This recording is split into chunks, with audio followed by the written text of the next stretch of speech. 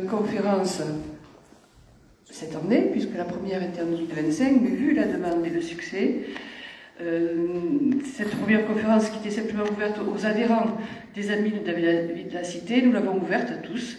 Donc bienvenue à tous, l'occasion de découvrir notre association, peut-être.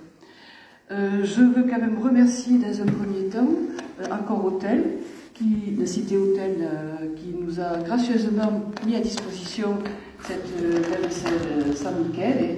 Et donc la famille Pujol, on va parler de la famille Trancavel, mais la famille Pujol est toujours derrière nous, Christine est membre de l'association, et donc merci à eux, c'est la seconde année d'ailleurs. Alors pourquoi la seconde année? En fait, je veux dire, après plus de 3 ans, nous avons décidé de parler de l'histoire de Carcassonne, de l'origine jusqu'à, on verra, les époques à venir. La première année, c'était donc en 2023. Beaucoup étaient là, à Carsac, donc dans la plaine de Merviel. Nous étions avec Jean Guilaine. Et ensuite, l'année d'après, au printemps, nous étions avec Philippe Sadger, qui est aujourd'hui parmi nous, dans cette même salle, pour parler de l'époque celte et romaine, dans un premier temps ici, et puis nous avions été au pied des tours romaines. Maintenant, troisième période, voilà, c'est la famille Trancavel, et je ne vais pas m'attarder davantage pour vous passer. Donc Jean, que vous connaissez tous, spécialiste d'histoire du Moyen-Âge, ben écoutez, je vous le passe. Jean Blanc. Merci beaucoup. Ça va, vous m'entendez? C'est bon?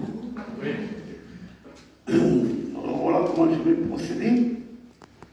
D'abord, quelles sont les traces qu'on a des Trancavel à la Cité ou ailleurs. Ensuite, le rôle, bien sûr, qui est évident, car c'est une grande famille spontanée ici, tout le rôle qu'ils ont pu jouer. On n'insisterait pas sur tel ou tel personnage, on s'endormir ou devenir. Donc il faut aussi le rendre un peu vivant. Et ensuite, bien sûr, la grande épreuve des Trancavel, c'est la croisade contre les Albigeois. Et surtout la mésentente avec les comtes de Toulouse, et ensuite l'effacement de cette famille. En préambule, je citerai un extrait d'un texte de Jean-Pierre Trossmeyer-Vieille, historien, chercheur, un humaniste en fait, comme on l'a défini il y a peu de temps. Il écrit ça dans son livre « Histoire du comte de la comté, de la vicomté de Carcassonne », paru en 1846 à Paris. L'éclat de l'illustre maison des Trancavel s'efface ensuite. Il se situe à la fin du règne de Saint-Louis. Les descendants d'une famille qui avait possédé les vicomtés de Carcassonne, Béziers, Nîmes, Albi, Agde et le Razès, qui avaient été unis par les liens du sang à Philippe Auguste et à d'autres princes, finirent par être complètement inconnus de leurs contemporains et de la postérité. Alors, à la première vue, je fais passer un personnage dont vous avez l'original à la cathédrale Sainte-Cécile d'Albi. Il s'agit des grandes sculptures de style bourguignon qui illustrent, si vous voulez, tous ces déambulatoires qui font le tour de l'ancien chœur des chanoines de la cathédrale.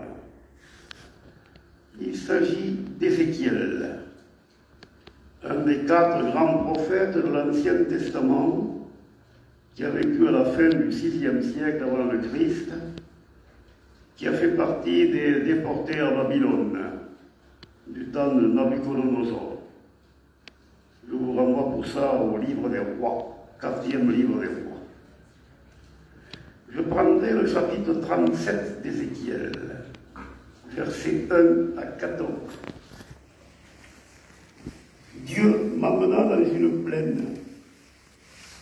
Il y avait une multitude d'ossements desséchés. Dieu me dit, veux-tu que nous donnions vie à ces ossements? J'acquiesçais. Petit à petit, de la chair est apparu sur ses os, les nerfs, la peau, mais bien sûr, il ne bougeait pas. Dieu me dit, veux-tu que nous insufflions l'esprit à ces ossements? Je lui dis oui. Et à partir de là, ces os se rassemblent, ils se mettent debout, recouverts de chair, de peau, de nerfs, etc. Telle une armée, dit le prophète. Alors, je ne suis pas Dieu, je ne suis pas le prophète, mais à travers notre cheminement de ce soir, peut-être allons redonner vie, entre guillemets, à tous ces gens, la famille Trencavel, tous ces gens de l'époque, pour essayer de voir ce qu'ils ont fait. Bien modestement. Pourquoi? Bien modestement parce que les archives manquent. N'oublions pas qu'à la Cité, fin novembre 1793, au moins 3 brûlements d'archives ont lieu afin d'éliminer tout ce qui est de l'Ancien Régime. Donc évidemment, ça nous prive de pas mal de renseignements, mais on peut essayer de renouer les liens par d'autres chemins. Certes, ce qui reste ici à Carcassonne, et c'est fort peu, ce qu'il y a aux archives nationales, issus du trésor des Chartes. Vous savez, c'est Philippe Auguste, un des grands capétiens, qui a décidé de créer ce trésor des Chartes pour préserver les archives. Avant lui, les archives suivaient les souverains sur les champs de bataille. On peut imaginer, là aussi, les pertes qu'il y a pu avoir. On se tournera vers les archives de la couronne d'Aragon, étant donné les liens étroits qu'il y a eu à un moment donné entre Carcassonne et Barcelone. Et là, j'ai eu la chance d'y aller avec mon ancien chef, Sylvie Cocanas, dont je reparlerai de temps en temps, car je lui dois beaucoup pour ce genre de travaux historiques. Vu que j'ai passé 38 ans aux archives, dont 27 sous sa direction. Alors, que reste-t-il des Trencavel? Quelques pierres, quelques chapelles romanes, ici ou là, des vestiges de la chapelle castrale, sous le château actuel, une partie de la nef romane de Saint-Nazaire. Pas grand-chose, tout compte fait. Si ce n'est quelques archives. Alors, parmi les archives, il y a une archive extraordinaire. On va peut-être avancer, parce que moi je suis mon esprit. Hein. Et, oui, d'abord, oui, le plan de la cité, c'est peut-être pas utile, mais fait, pour vous dire où on est avec le château Comtal, vous connaissez ce plan de la cité. Ce plan de la cité, bien sûr, qui ne reflète pas nécessairement, bien sûr, la cité qu'ont connue les Trencavel, bien sûr. Mais bon, ça donne une idée. Ah, me voici. Voici les archives. Alors vous avez là, justement, des sceaux. Et c'est rare d'avoir des sceaux, d'ailleurs, vous voyez dans quel état ils sont. En cire, fragile, ça se casse, ça se perd, etc. On trouve pas mal d'archives des Trencavel dans le fond de Malte à Toulouse, aux archives départementales de la Haute-Garonne, car cette famille a été très liée aux Templiers et à l'ordre de Malte plus tard. Donc, quelques donations qu'on trouve avec... Alors, que trouve-t-on dans ces manuscrits? D'abord, ces manuscrits ne sont pas écrits en français. Ils sont écrits en latin, en occitan ancien ou en catalan ancien. Quand on connaît ce qu'ont subi ces langues depuis quelques années, moi ça me scandalise. Car ça prive d'ailleurs premièrement des étudiants, bien souvent, de connaître le contenu de ces chartes. En plus de cela, c'est en latin et écrit en abrégé, car on met un maximum de texte dans un minimum de place. Le parchemin coûte cher. Surtout le parchemin fait avec de la peau des veaux mort-nés, le velin, une fortune, une fortune. Tout le monde ne peut pas se payer ce genre de matière première. Puis il y a tout un travail. Il faut l'étendre, le sécher, enlever les traces des nerfs, les poils, etc. Donc vraiment, un travail colossal. Il n'empêche que, quand ils n'ont pas été balancés ou brûlés, ils sont encore là aujourd'hui, plusieurs siècles plus tard. Vous voyez qu'au niveau des sceaux, celui qui est un peu à l'inférieur, vous voyez qu'il s'agit d'un sceau équestre, le sceau des seigneurs, avec l'écu, bien sûr, normal, avec trincavelle, et ce genre d'image sur le sceau. Je viens de dire un mot fort important au Moyen-Âge, l'image. Et là, je vous renvoie à la Genèse, début de l'Ancien Testament. Dieu créa l'homme et la femme à son image, dont l'image est très importante, l'image que l'on donne, l'image qu'on va voir. Le Seigneur, pareil, attaché grande importance à l'image, et bien sûr aussi les rois et les reines. Vous savez comment il y a, je m'appelais imagier, celui qui fait la sculpture, etc. Vous trouvez également les images dans les fresques et bien sûr dans les vitraux. Ensuite, voilà le moulage de sceaux. Car aux archives nationales, depuis pas mal d'années, ils ont fait des moulages de sceaux dont vous retrouvez la liste dans le Douai d'Art, un remarquable inventaire des sceaux de l'ancienne France. Tout cela, bien sûr, là aux archives départementales. Vous voyez que là aussi, les mots sont en latin et généralement également abrégés. Alors, sur ces manuscrits, sur ces sceaux, que trouve-t-on? Des prénoms. Raoul, Rogier. Quand on dit Raymond Trencavel, c'est pas Raymond, c'est Ramon Trencavel, si on peut le traduire. Ma chère me l'a dit plusieurs fois, y compris mon directeur de thèse, Pierre Bonassi, le grand spécialiste de la Catalogne, 10e, 11e, 12e siècle. Donc des prénoms. On trouve des cognomina, des surnoms, Trencavel. On a écrit récemment pas mal d'articles sur ce mot. D'après Jean-Louis Biffet, qui était prof d'histoire médiévale à l'école normale supérieure de Saint-Cloud, on trouvait au Moyen-Âge pas mal de noms de Trencavel parmi certaines familles lalbigeois. En effet, les Trencavel trouvent racine à l'albigeois. J'ai consulté le Mistral, Frédéric Mistral, trésor au Felibulice, remarquable dictionnaire occitan provençal français. Trencavel, bien sûr, est dans le dictionnaire.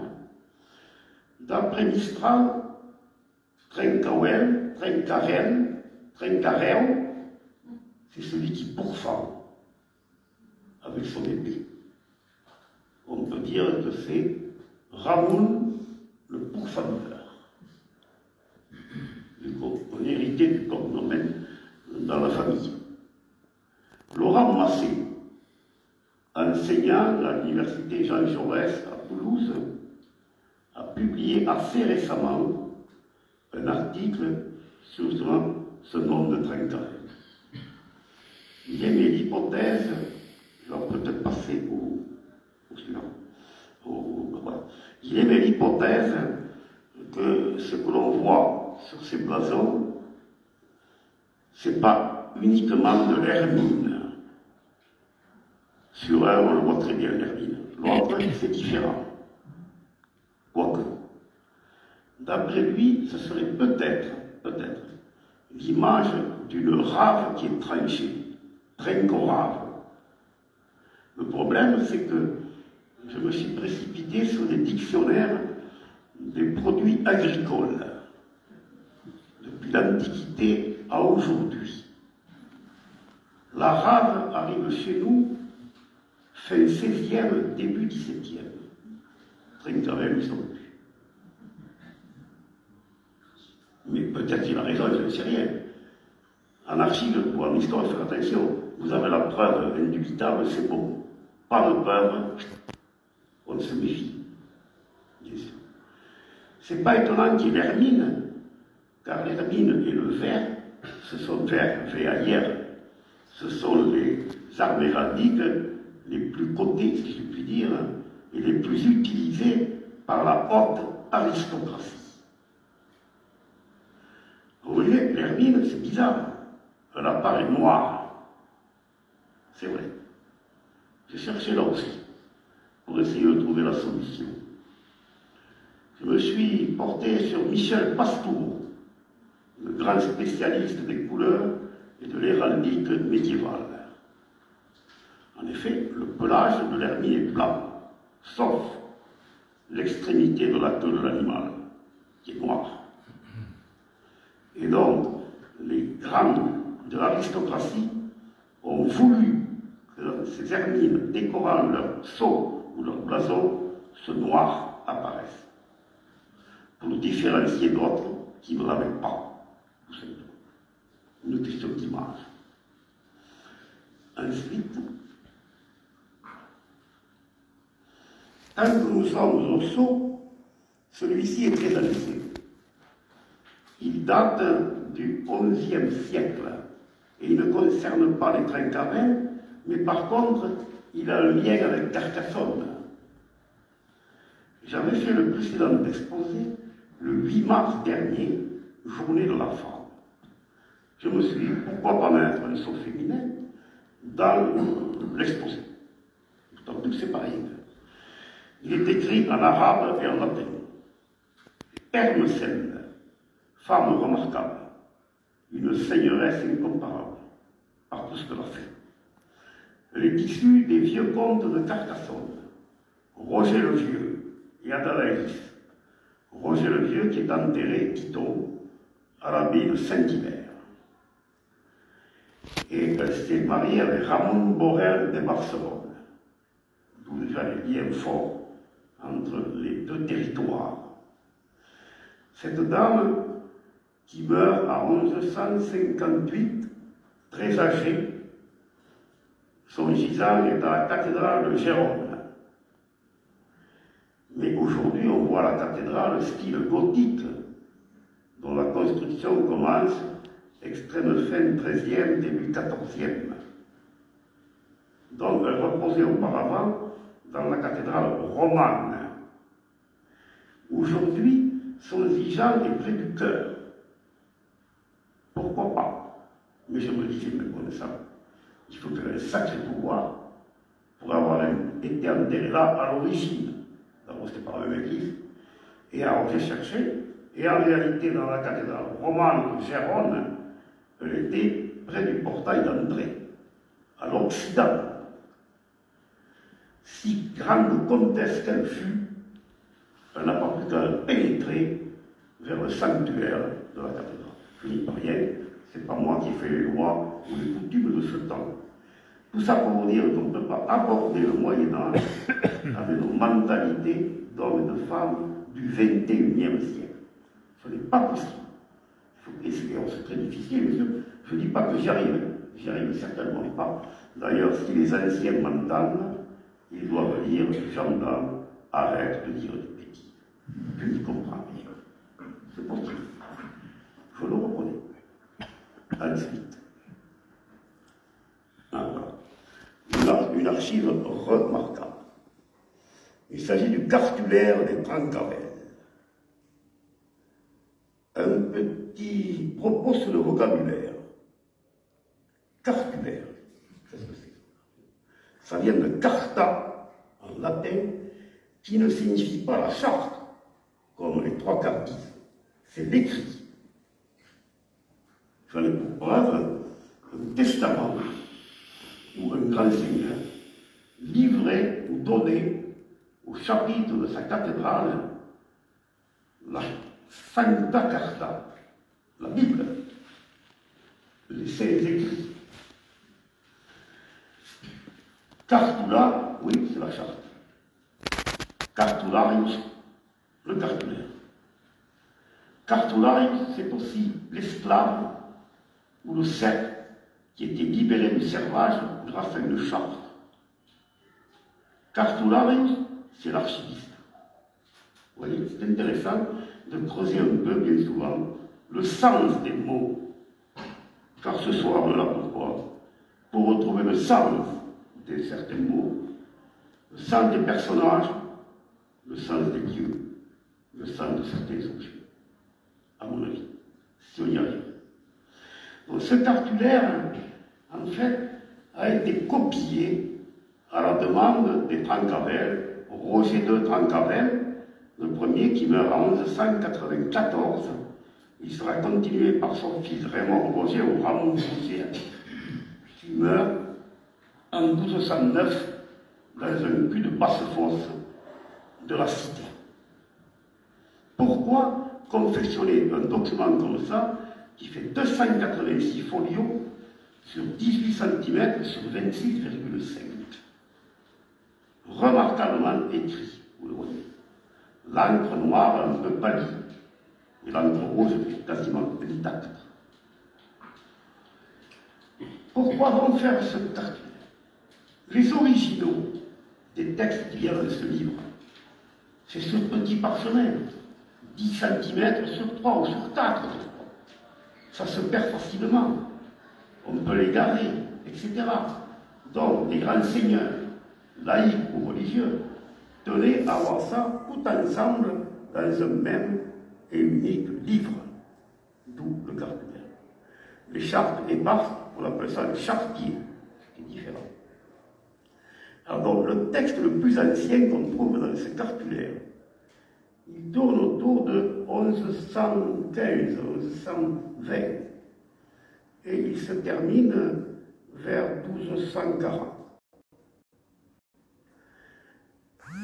Dans quel but, outre le fait de conserver ces textes, cela a-t-il été fait? On retrouve le mot image. Le Seigneur veut donner une image de son pouvoir. Au Moyen-Âge, la richesse, c'est la terre, la seigneurie. À l'inverse d'aujourd'hui, c'est complètement différent. Donc, il veut donner une image de son patrimoine, comtal ou vicomtal. Donc, quelque part, c'est important. C'est une gesta, un geste au sens des chansons de geste. Mais ce n'est pas que ça. Un document comme ça peut être un gestus, c'est-à-dire la gestion des biens. Ce qui est différent. Mais bien sûr, on peut allier les deux. Là, chez les Trencavel, il y a un problème. Parce qu'un fouillis, quand vous regardez ça, c'est un fouillis. Ça ne se suit pas comme il faut, même au niveau chronologique et au niveau des lieux, pareil. Vous voyez qu'en lettres rouges, la rubrique qu'on appelle, Rubert en latin rouge, c'est pour indiquer donc les lieux, les châteaux, etc. Alors, qu'y a-t-il dans ce bouquin? Il y a 616 actes. C'est fondamental pour quelqu'un du 12e, 13e. Sur ces 616 actes, 321 serments. La société féodale est basée sur le serment féodo-vassalique.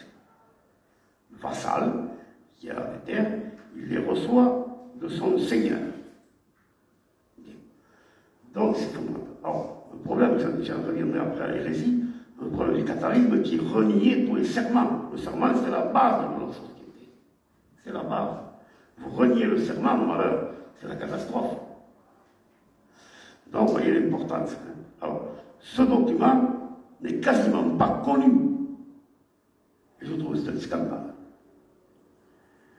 Cette archive, on connaît un peu son cheminement. C'est assez rare, mais souvent on le connaît. Quand Trencavel est tué ou meurt dans la cité en 1209, il laisse un héritier, Ramon Roger, 2 ans et demi, 3 ans, 4 ans plus tard. On va le prendre de la cité. On va l'amener chez le comte de Foix, un protecteur pour eux, une sorte de tuteur. Et les archives s'en vont. Oui, on fait suivre les archives. Elles arrivent au château de Foix. Au château de Foix, y a un grand incendie en 1803. Les 3/4 des archives disparaissent. Et celui-là, non. Parce qu'il a été piqué, il a été volé à un moment donné. Le gars s'est repenti. Et puis il termine ce manuscrit à une vente aux enchères. Et il est vendu en 1858. Et c'est la Société archéologique de Montpellier qui l'achète. Depuis, ils l'ont. Ils l'ont dans leurs armoires. Quand on a fait là une petite anecdote, pour vous dire un peu l'esprit de certains, quand on a fait la grande expo 1997, Carcassonne-Barcelone, pour les rapports entre les deux comtés, ma chef me dit, vous allez venir avec moi, j'ai pris rendez-vous pour qu'on nous prête le cartulaire des Trincavel, pour qu'on l'expose à Carcassonne, qu'on le voit. C'est notre histoire. On y va, mais ça a été terrible. Alors ils se sont fait tirer la règle, on y est resté peut-être 2h30, 3h, je n'exagère pas. Je disais à ma chef, écoutez, on est pris en otage ici. Maintenant, avec votre tempérament, ils ne nous garderont pas longtemps. Ça, c'est sûr qu'elle était de taille à se défendre. À force, ils ont consenti à nous le prêter. C'est la première fois que ce cartulaire a été exposé à Carcassonne, dans la ville de ses auteurs, quelque part, pour quelques semaines, pour faire voir aux gens l'importance de ce manuscrit. Là, vous avez affiché une généalogie, plusieurs généalogies simplifiées au maximum, envers les comtes de Toulouse, au centre des Trincavel. Et de l'autre côté, la couronne d'Aragon. Quand on regarde en détail ces généalogies, on voit les parentés qu'il y avait entre les comtes de Toulouse et les Trincavel. Raymond Roger Trincavel, le vaincu de 1209, est le neveu du comte de Toulouse, Raymond VI. Donc, on peut se dire, s'il y a lien de parenté, il peut y avoir lien de protection. Pas du tout. Autre vue, c'est la carte. Voilà. Cette carte est fondamentale, à mon sens, pour comprendre ce qui s'est passé dans nos régions au XIe, XIIe, XIIIe siècle. Envers l'immense comté de Toulouse, avec une dynastie énorme. Les sceaux des comtes sont énormes aussi. Ils font quasiment entre 8 cm et 10 cm. Ça exprime aussi le pouvoir. En rose, les Trincavel. Même s'ils avaient 6 territoires, ils ne font pas le poids. C'est évident. Et en orange, certaines possessions de Barcelone et de l'Aragon, dont ils sont coincés, les Trincavel, entre Toulouse et Barcelone.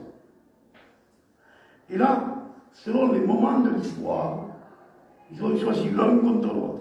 Très mauvais. Mais pouvait-il faire autrement? Je ne porte pas de jugement de valeur. En histoire, on n'a pas apporté de jugement de valeur. Ils ont fait ce qu'ils ont pu, certainement, pour essayer de tirer un maximum de gain par rapport à leur famille. Au début du XIIe, entre 1140, entre 1110 et 1148 à peu près, on trouve les Trincavel intimement liés à Toulouse. Oh, d'accord? Et puis, tout d'un coup, ça bascule. Et on ne connaît pas tout. Je vous l'ai dit, il manque des archives. Et on trouve le Trincavel du côté de l'Aragon contre Toulouse. Et en 1158, dans ce que Charles Tigounet, grand médiéviste qui enseignait à la fac de Bordeaux, qualifie ces temps de guerre de 100 ans du Midi. Que s'est-il passé? Tout simplement, en 1158, un Trencavel va former une coalition contre Raymond de Toulouse. Dans cette coalition, il y avait le comte de Barcelone, qui va devenir quelque temps plus tard roi d'Aragon. Il y a Guillaume de Montpellier. Il y a la duchesse de Narbonne. Pourquoi vont-ils et ô combien Henri II Plantagenet, un très grand roi, très puissant. N'oublions pas qu'il est en Guyane. Alors, cette coalition veut abattre le comté de Toulouse, car dès ce moment-là, les comtes de Toulouse lorgnent sur la Provence, pour faire un bloc encore plus important. Et là, Raymond V de Toulouse doit son salut à son beau-frère, Louis VII, roi de France. Car Raymond V, pour vous dire l'importance de ses familles, était marié à Constance de France, la fille de Louis VI le Gros, sœur de Louis VII. Donc le beau-frère arrive, et là, le comte de Toulouse s'en sort. Il ne l'oublie pas. Imaginez l'affront qu'on voulait lui infliger à ce moment-là. Donc il va se défendre et on continue. Et puis, si on continue, on va voir, c'est parce qu'elle est l'image suivante. Oui, c'est pas mal. Si on continue, oui, on va s'arrêter un peu sur là où habitaient les Trencavel après tout. Ils habitaient bien sûr au château Comtal de Carcassonne. Alors, est-ce qu'ils y étaient depuis longtemps? Mais oui. Ils y étaient bien sûr à la fin du XIe, bien entendu. Mais toutefois, ce pouvoir va s'accentuer d'autant plus qu'en 1125, la cour des Trencavel s'installe à Carcassonne. Avant, elle était à Béziers. Je ne veux pas dire de Piterre, et Nîmes, etc. Je l'ai dit tout à l'heure. Donc, par conséquent, cette cour vient là. Alors, est-ce que le château s'est créé ex nihilo à partir du moment de l'avenue de Trencavel? Pas du tout. D'abord, quand on fouille au château, ça a été fait maintes fois, notamment par François Guillonnet, en l'an 2000 notamment. Ils ont retrouvé des choses extraordinaires sous le sol du château. On savait déjà qu'il y avait la grande mosaïque augustéenne qui décorait une grande villa romaine ou gallo-romaine. Et puis on trouve des traces vraiment de l'époque pré-romane et début de l'époque romane en ce lieu. Les Trencavel s'installent et ils vont décorer ce château à tel point qu'il va devenir en fait un palais dans lequel ils vont résider. Ça c'est intéressant. Ces châteaux-là qui prennent à un moment donné appui sur une vieille tour gallo-romaine dont il reste quelques exemples dans la cité encore. Donc, mais on va transformer tout ça. Ils vivent avec leur temps, bien sûr. Alors, donc ils s'installent là. Alors, le pouvoir est énorme, on peut rester, on peut passer ça, on peut, les monnaies, il y a des monnaies. Monnaies, merci beaucoup. Oui, on les monnaies là. Donc, je disais le pouvoir du vicomte, du comte. D'abord, le comte, c'est le représentant d'un pouvoir supérieur. C'est la monarchie mérovingienne qui commence à établir ses comtés. Le roi est loin, il n'y a pas une dernière, il n'y a pas tous ces trucs, on ne connaît pas le roi. Ensuite, Charlemagne, pareil, Charlemagne est encore plus loin, il siège bien souvent à Aix-la-Chapelle, la capitale de l'Empire, on ne connaît pas. Donc, il faut déléguer le pouvoir à des comtes, des vicomtes, c'est ça l'origine de ce pouvoir comtal ou vicomtal. Mais le pouvoir n'est pas mince. Ils ont le pouvoir de battre monnaie. Plusieurs fois dans la cité, on a trouvé des trésors monétaires, notamment dans la cour du château comtal actuel. Ensuite, ils ont le pouvoir de justice. La haute haute justice et la moyenne justice. Et là, l'étude des mots est intéressante. Quand on parle de justice, on s'imagine à trouver le latin justitia, ce qui n'est pas faux. Mais il n'y a pas que ça. D'abord, justitia marche avec un autre mot, pax, la paix. On en était loin de la paix, hein, comme on en est loin aujourd'hui. Hein.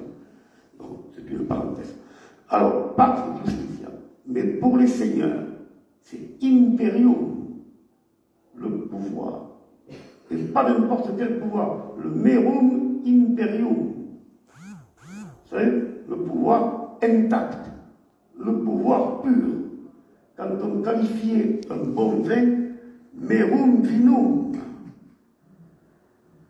Comme quoi, oui, c'est toujours intéressant d'essayer de retrouver les petits biens qui peuvent nous éclairer un petit peu plus. Donc tout ça, le vicomte, il a tout ça pour ce pouvoir. Donc, alors évidemment, il reçoit le serment de ses vassaux, je l'ai dit tout à l'heure, mais à ce droit féodal s'ajoutent d'autres droits. Les Trancavers ont joué un rôle important dans l'incastellamento, la construction de nouveaux châteaux. Ça a été étudié en détail par Pierre Toubert, un grand spécialiste du Moyen-Âge en Italie, dans le Latium, 11e, 12e. Cette région se couvre de châteaux. Ici, il y en aura aussi, bien sûr, moins qu'en Italie, mais il y en a. Alors, ces châteaux, le Trancavert peut donner son accord à un de ses vassaux pour qu'il construise un château. Mais compte tenu des liens qu'il a avec son suzerain, il ne peut pas aller trop loin non plus. Donc il ne peut pas, lui, donner se faire construire un château pour lui. Donc. Mais il permet à des vassaux d'en avoir. C'est un peu détourné. Bon. Donc, Trancavert joue un rôle pardon. Après, il y a un autre droit. Le droit minier. Le droit minier, c'est fou l'argent que ça rapporte. Vu que les mines, dans les corbières, surtout, mais pas que, dans le Cabardès, la montagne noire, ce sont des mines de plomb argentifère ou de fer. Ô combien les seigneurs veillent là-dessus. D'où les querelles avec l'Église. Parce que la belle la Grâce, il avait ses mines aussi. La belle Fonfroy, n'en parlons pas. Et ça ne plaît pas, ça, au Seigneur du coin. Bien sûr que non. Donc, des luttes intestines entre seigneurs, du même rang, à peu près.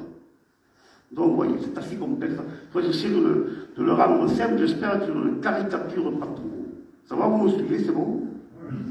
Pas plein. Donc, le droit minier. Alors, tout ça fait cette richesse de la famille. Cette famille de Trancavert, je vous ai dit, qui est blessée par les querelles intestines et surtout blessée par son entourage géographique. C'est bon. Et là, on arrive fin 12e, début 13e. Début 13e, c'est la bascule complète ici, au niveau politique, religieux. Au 12e, s'était développée une nouvelle religion, une dissidence aux yeux de l'Église, une hérésie aux yeux de l'Église. Hérésie signifie en grec choix.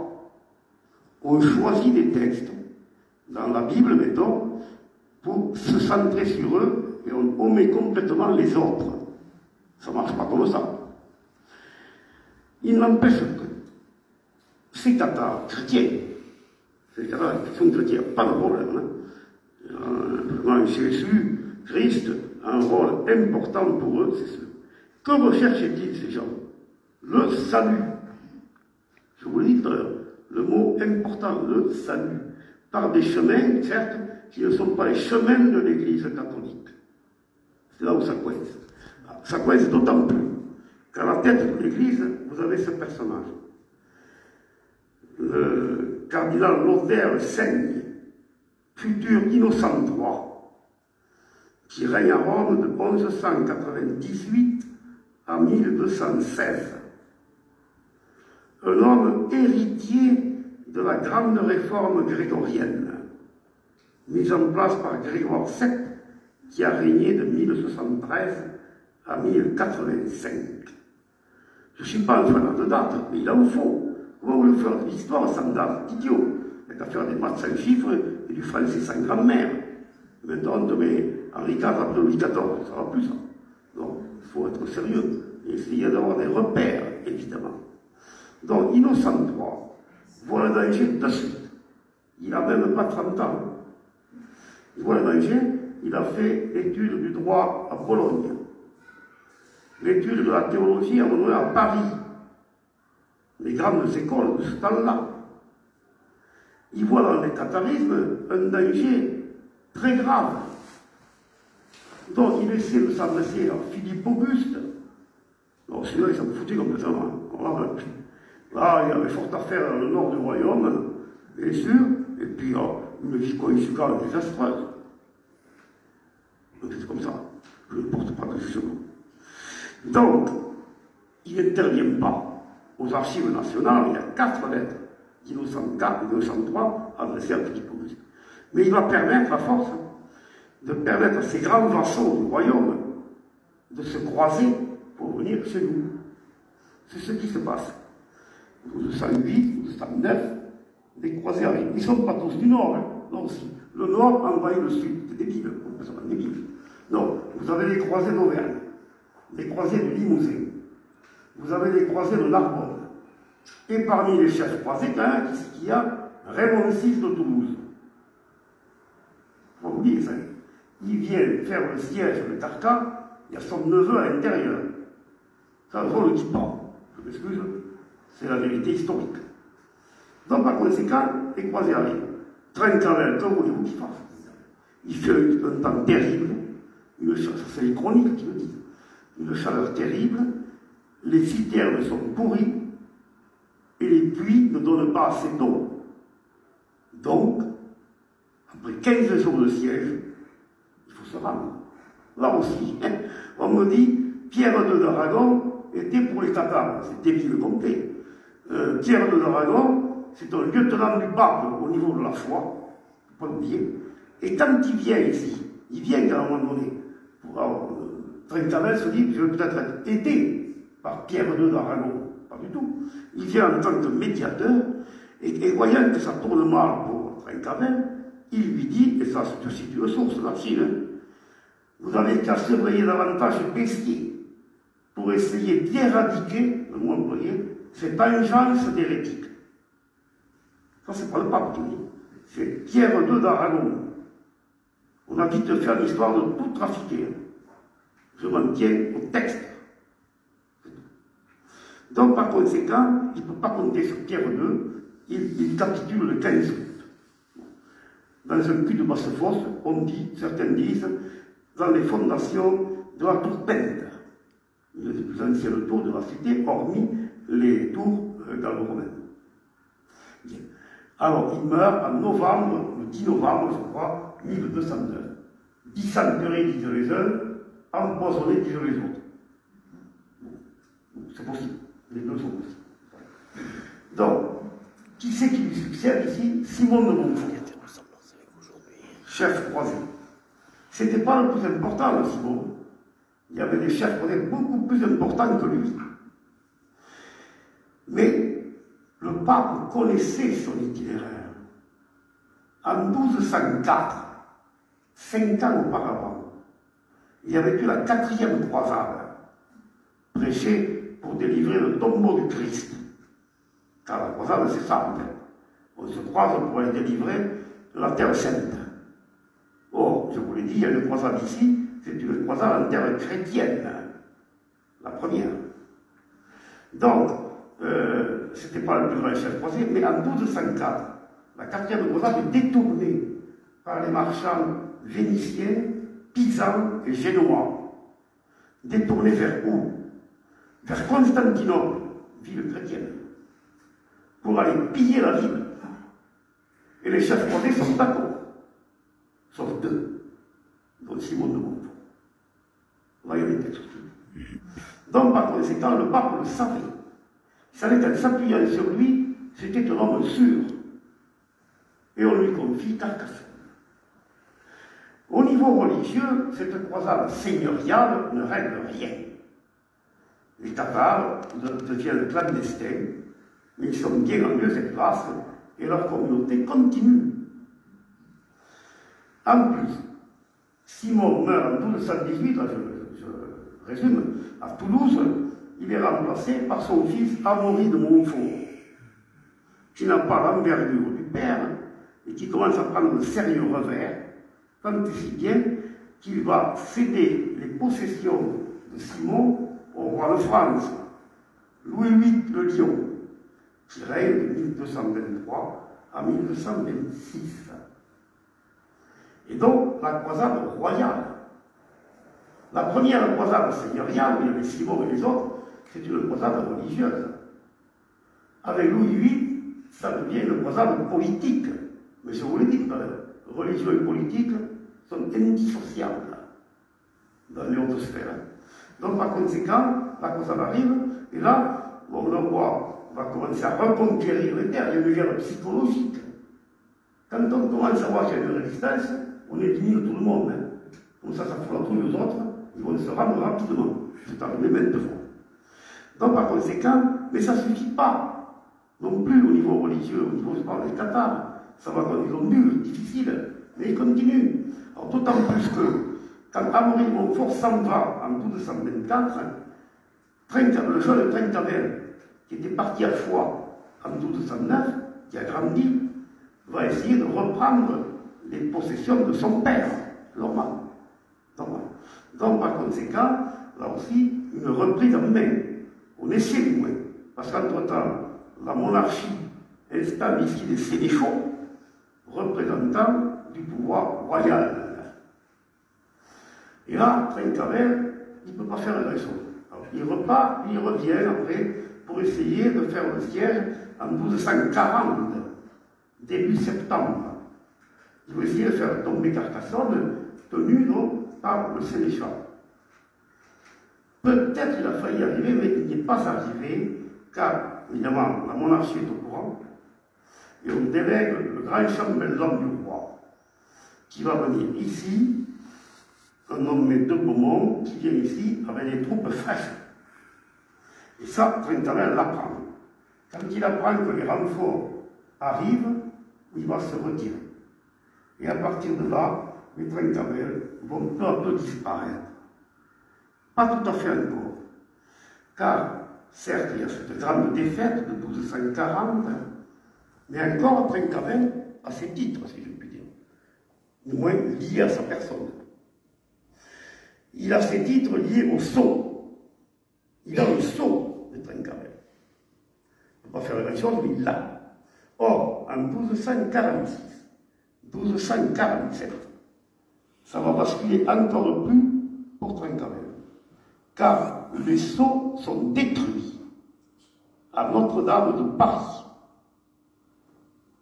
Comme quoi, religion politique.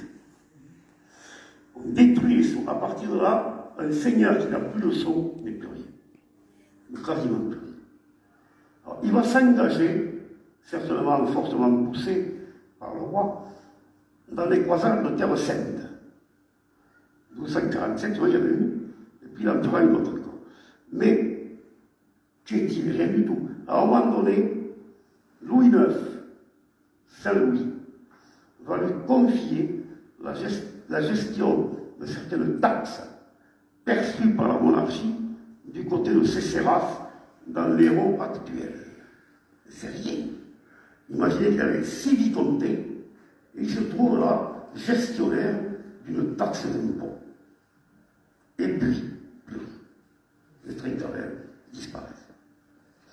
Ces documents, je vous dis, mais pas, ce sont des chroniques qui nous fournissent le matériel, la matière, grâce à laquelle j'ai pu faire une partie de mon exposé.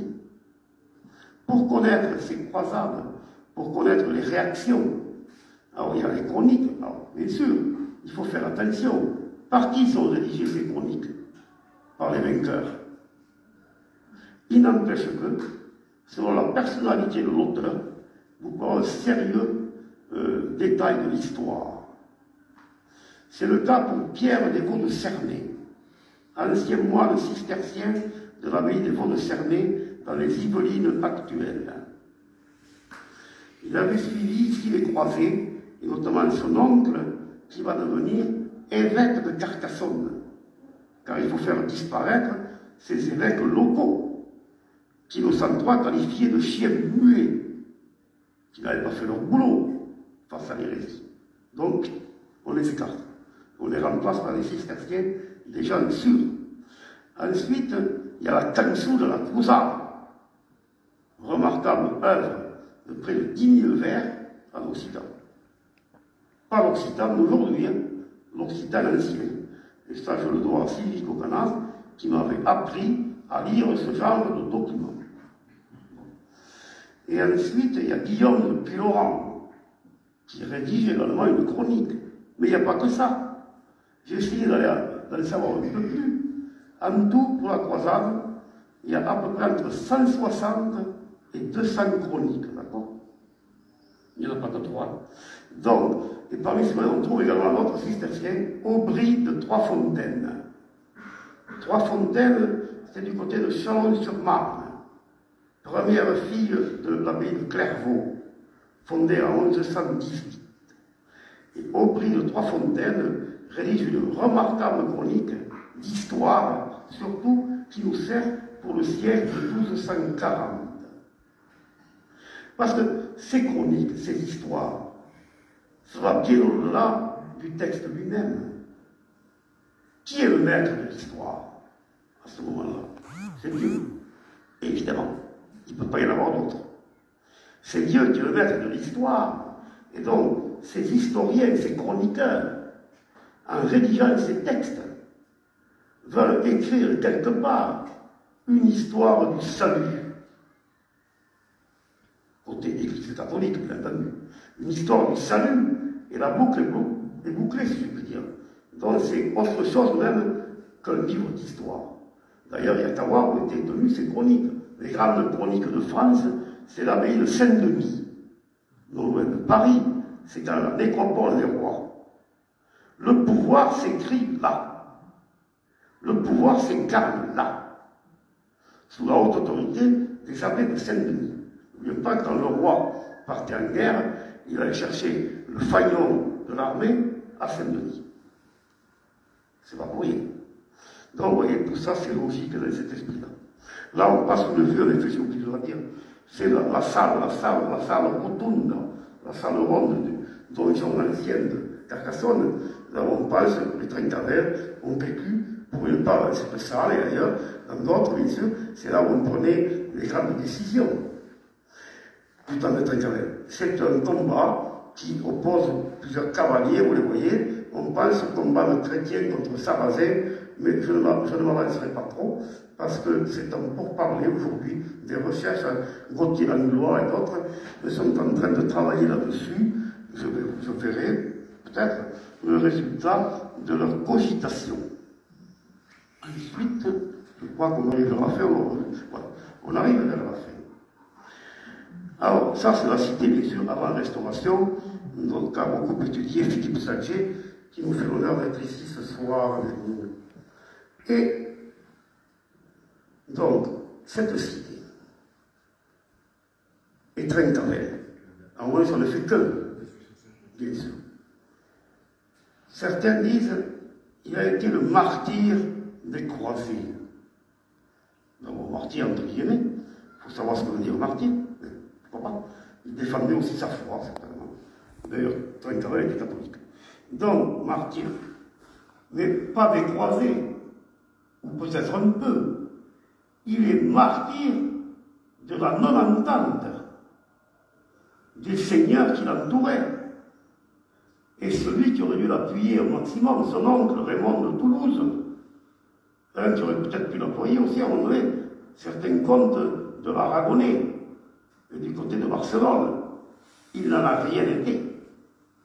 Il a été livré seul face à l'armée des croisés. Et là, il ne pouvait pas s'en sortir. D'où l'article, le titre de l'article intéressant de Pierre Bonassi, paru dans l'Histoire, la revue d'Histoire, en 1979, l'Occitanie, un État manqué, point d'interrogation. Mais bien sûr que si, qu'il va être manqué, complètement. Quand on voit la prospérité, Aragon, Barcelone, quand on voit la prospérité de Toulouse, etc., et d'autres, là, ici, vraiment, un État manqué. Je vous remercie.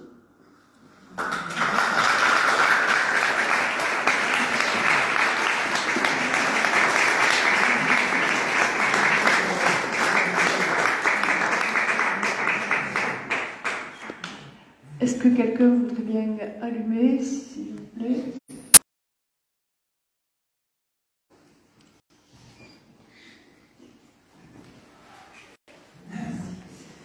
Merci, monsieur le président, pour ce magnifique exposé. Je voulais savoir quelle est la relation entre les Trencavel et les Cathares. Bonne question. Je l'avais prévu, vous voyez, je ne l'ai pas dit, parce que je ne sais pas des notes, en fait. Très bonne question. J'ai trouvé des choses intéressantes à ce sujet, grâce à plusieurs auteurs, notamment Jean-Louis Guiffet, que je citais tout à l'heure, et Hélène Debax, enseignante à l'Université de Toulouse. On dit dans certains bouquins les Trencavel cathares. Ça c'était dit, à mon avis. Bon, c'est comme ça. Non, il faut être sérieux. Disons qu'ils n'ont rien fait contre. Alors certes, pour Innocent III, tu ne fais rien contre, c'est pour. Pourquoi n'ont-ils rien fait contre? Ça, c'est dû un peu à la féodalité méridionale. Chez nous, le droit d'aînesse n'existe pas. Donc les enfants du Seigneur se partagent les seigneuries. C'est le cas, par exemple, d'un certain troubadour connu ici, Ramon de Miraval, dans le Cabardès, dont il est dit dans la Canissou, je crois, et on parle de seigneur. C'était un pauvre seigneur, n'avait que le quart de la seigneurie. Il n'avait que le quart de la seigneurie. Donc vraiment, on pense que cette petite aristocratie vivait chichement, ce qui ne serait pas étonnant. En plus, ils avaient une dent contre l'Église à plusieurs titres. D'abord, pendant longtemps, la dîme, impôt en nature, normalement versé à l'Église, avait été confisquée dans beaucoup d'endroits par les seigneurs locaux. Or, là, ils n'ont pas de chance, ils vont tomber à la fameuse réforme grégorienne, dont je parlais tout à l'heure, où Grégoire VII et ses suivants vont tout faire pour faire revenir la dîme à l'Église. Donc vous privez déjà des familles peut-être affaiblies financièrement en leur soustrayant un impôt qu'ils percevaient aux yeux de l'Église indûment, bien sûr. Ça vaut l'excommunication, c'est entendu. Donc par conséquent, point de faiblesse. Ensuite, dans cette féodalité, on croit que la féodalité est éminemment rurale. Pas que du tout. Une fois que les seigneurs perçoivent leurs revenus des seigneuries versés par les vassaux, ces produits, il faut les écouler, il faut les vendre. Qui c'est qui va s'en mêler? C'est la bourgeoisie commerçante, en lien étroit parfois avec cette aristocratie. Ça, on dépend aussi. Bien. Cette bourgeoisie locale au niveau du royaume, elle a une dent contre l'Église aussi. Elle a une dent. Pourquoi? Parce que quelque part, l'Église sait les mettre devant le fait accompli en disant mais vous n'obéissez pas au psaume 14. Vous ne donnerez pas votre argent à l'usure. Il est clair qu'une frange de la bourgeoisie commerçante placée à l'usure, c'est évident. Évident. Donc, vous voyez, tout ça, tous ces griefs, faisaient que Trencavel et d'autres n'ont rien fait seulement pour combattre cette hérésie, disons qu'ils la toléraient sur leur terre, sur leur seigneurie. Si j'ai bien répondu à votre question. Merci. J'ai oublié aussi un truc. J'avais fait un petit paragraphe sur le rapport Trencavel et les Juifs. Très intéressant. Et on en parle peu. Très peu. J'ai trouvé ça dans des revues ô combien spécialisées. D'abord, on trouve sous Roger II Trencavel, ouais, on trouve un bailli c'est un officier de justice, qui était un juif, Moïse. Et il y en avait d'autres.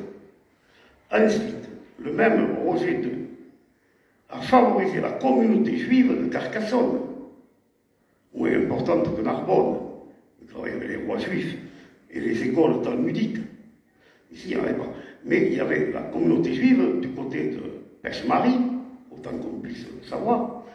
Et donc, Trencavel a accueilli à Carcassonne Abraham ben David, un des plus grands commentateurs du Talmud, qui avait eu quelques histoires à Narbonne vis-à-vis d'autres juifs qui étaient jaloux de lui.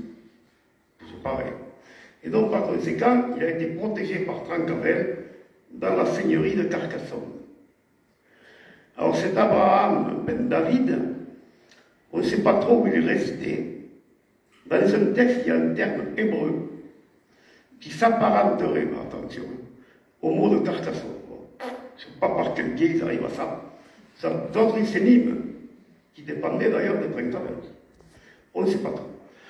Ces juifs aussi étaient bien vus pendant un moment, hein, parce qu'après ça va changer. Un moment, ils étaient bien vus du chapitre cathédral de Saint-Nazaire. N'oublions pas qu'aux archives, nous avons un folio original d'une Bible hébraïque du XIIIe siècle. Il s'agit d'un fragment du Lévitique sur la lèpre. Pourquoi a-t-on ce fragment et pas d'autres? D'abord, ce fragment a été étudié par une spécialiste, Madame Godefroy, qui malheureusement est décédée, c'était une amie à moi quand on était à Toulouse. Elle a constaté qu'il y avait des fautes dans le texte hébreu de la Bible. À partir où vous avez une faute, on ne peut pas s'en servir à la synagogue. Il faut que le texte soit parfait, même une lettre. Et là, il y a des fautes. Le copiste, je ne sais rien. Et donc, c'était une Bible privée.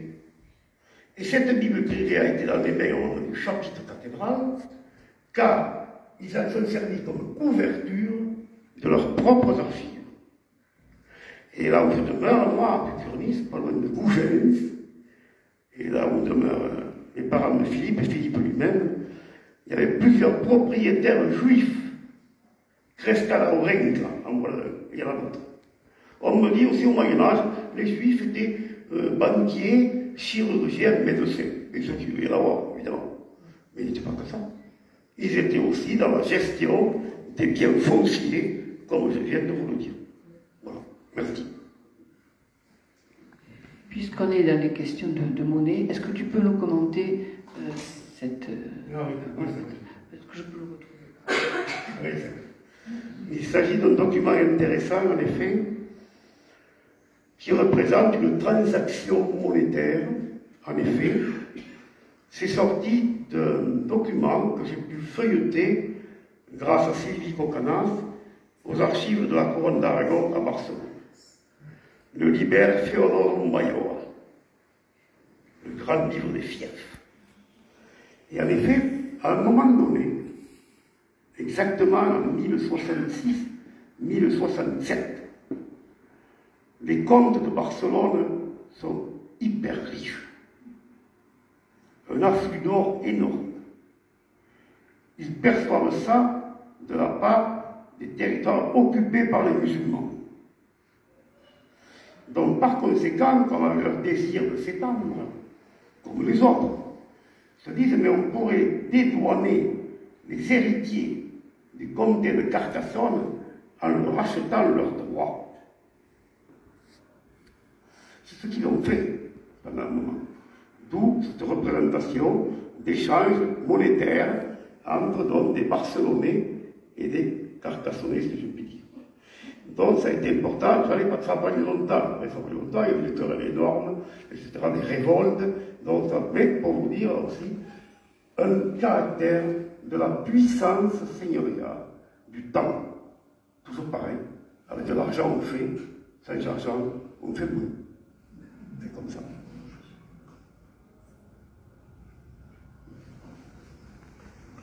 Bonsoir, je vais pouvoir parler de ça. Est-ce qu'on sait pourquoi les Trencavel ont quitté Béziers pour Carcassonne? Ils ont quitté Béziers pour Carcassonne car le noyau castral, pour eux, était plus intéressant. D'abord, tout situé même à Béziers, il y avait plusieurs lieux, mais distants, parfois ils en ont dans la ville. Donc là, tout était sur place. En plus, possibilité de défendre, ça doit beaucoup plus, d'une façon plus efficace qu'à Béziers.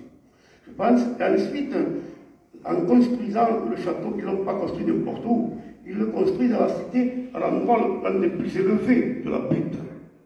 Quand on lève les murailles d'un château seigneurial, et plus tard les sénéchaux feront pareil, on le construit parce qu'on le voit de loin. Vision du pouvoir. Et donc en plus, le fait d'avoir aussi une enceinte intéressante permettait aux Trencavel d'avoir des vassaux qui possédaient des tours. Mais ils ne possédaient pas tout de la tour, ils n'étaient pas fous. Ils possédaient la potestas, le pouvoir sur un lieu précis. Ils ne possédaient pas l'imperium qui revenait vraiment au seigneur, qu'on appelait également le dominium dans certains cas. Donc voilà, c'est pour ça. Après, il peut y avoir autre chose que je ne connais pas.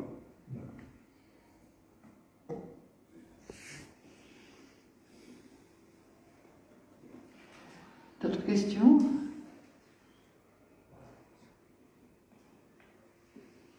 Bon, ben écoutez, je crois que nous allons remercier Jean pour sa prestation. Je sais qu'il a fait un gros boulot de recherche. Et c'est pour ça que je suis très heureuse qu'on ait pu faire une deuxième édition. Jean, voilà, comme ça il y aura eu un large public qui aura pu profiter entre les deux éditions de ton travail, parce qu'il est là. Je vous demande d'applaudir Jean. Merci.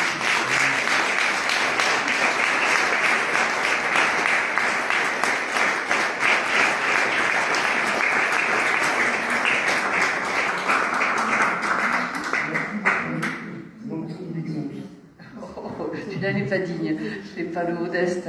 Bon, ben écoutez, merci à vous tous d'être venus. Certains étaient intéressés pour adhérer à l'association.